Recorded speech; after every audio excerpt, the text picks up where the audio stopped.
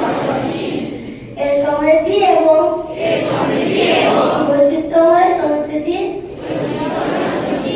জন্য আমরা গর্বিত। আমরা সর্বদা এর যোগ্য কর্মকর্তা হওয়ার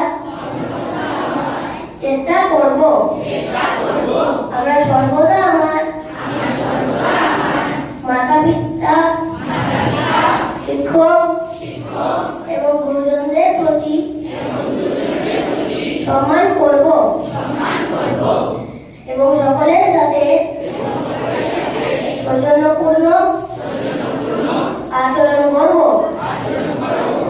আমরা আমাদের দেশ এবং দেশবাসীর প্রতি অনুগত থাকার অঙ্গীকার করি। তাদের মঙ্গল এবং